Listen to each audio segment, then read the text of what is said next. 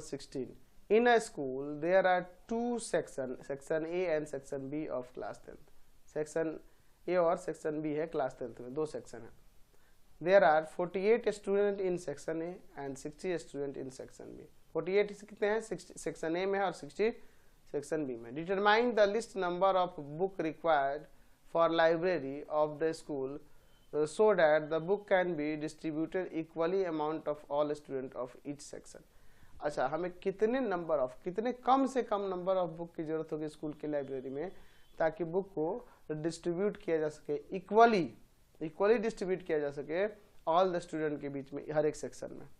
ठीक है, कितनी बुक की जरूरत होगी. ठीक है, तो हमें क्या करना होगा, तो कितने बुक की जरूरत, कितने लिस्ट नंबर ऑफ बुक, यानी कि दोनों का एलसीएम निकाल लेना होगा. तो जो एलसीएम आएगा वही नंबर ऑफ बुक हो जाएंगे, तो वह उतने ही इक्वली डिवाइड, क्योंकि वो हमें नंबर निकालना होगा जो इससे भी डिविजिबल है और इससे भी डिविजिबल हो. यानी कि लिख सकते हैं कि the least number of books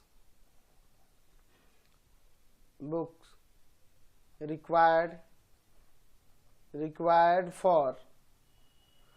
for the library of the school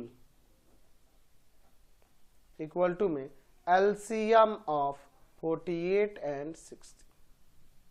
इतने स्टूडेंट्स हो जाएंगे, इतने बुक्स हो जाएगी, सॉरी उतनी बुक्स हो जाएगी. तो चलिए दोनों कैल्शियम लेते हैं, 48 का और 60 का.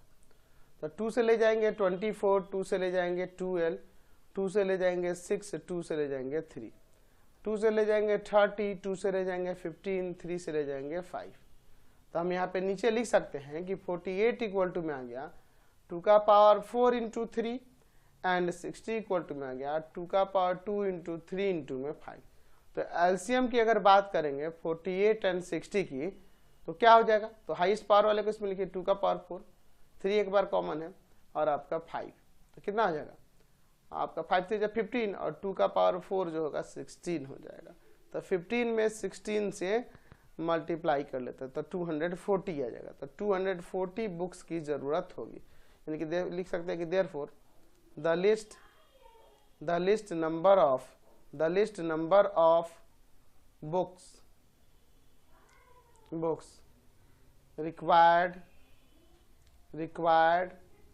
for the library of the school equal to में 240 बुक्स.